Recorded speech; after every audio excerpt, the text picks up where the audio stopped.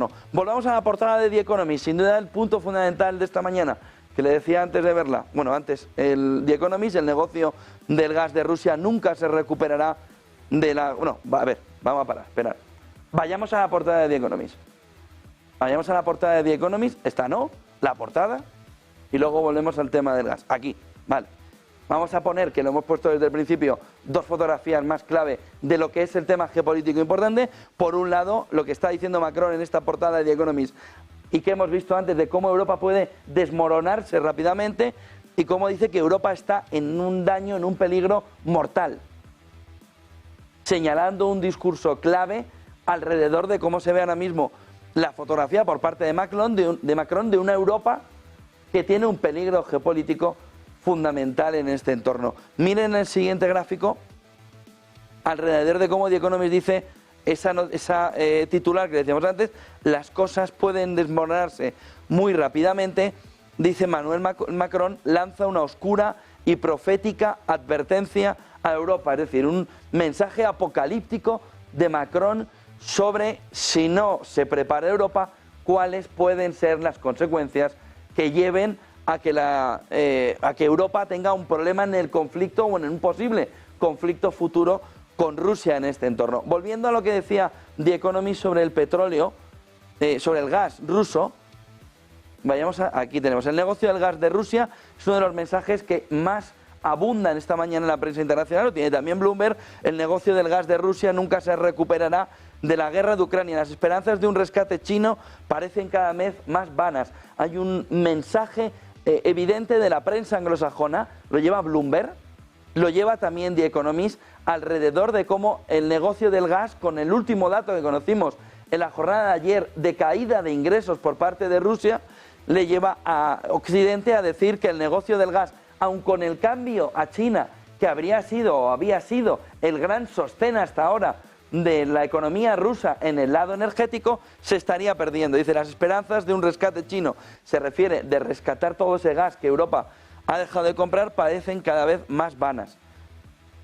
Miren el siguiente gráfico. No parece que los datos estén reflejando una fotografía tan exagerada, pero no ayuda a la fotografía que Rusia le plantea a Occidente. Esto que cuenta Bloomberg.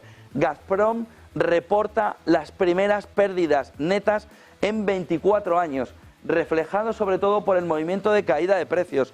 La caída en el beneficio del gas lidera una pérdida neta de 629.000 millones de rublos.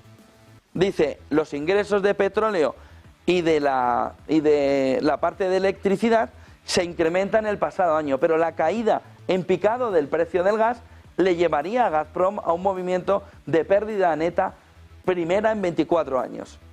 Miren el siguiente gráfico, porque aquí Bloomberg, con datos de la compañía, refleja ese movimiento que no se veía desde 1998, pero nos debe obligar a hacer una reflexión clara.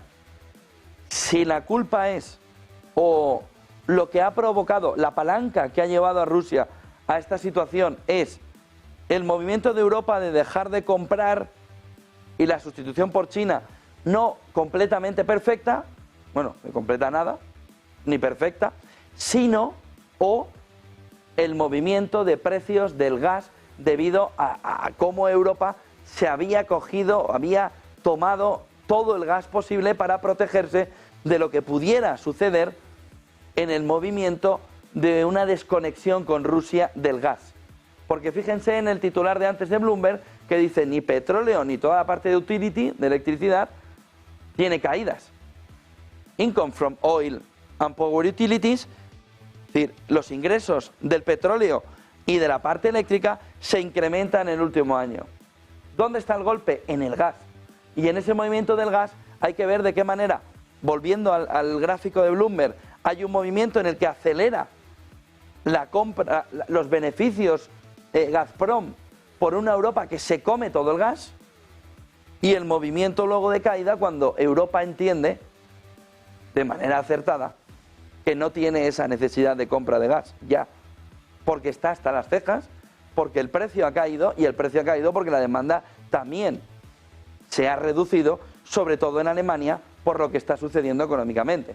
De tal manera que Es normal que Europa saque pecho porque necesita hacerlo, por todo lo que se ha vivido en estos últimos 2 años, pero debería ver en la fotografía general que, por un lado, esto ha tenido una cara B, que es el precio que paga Europa por el gas, ahora claramente reducido por una demanda menor, pero que eso también ha afectado a una demanda menor, por ejemplo, de Asia.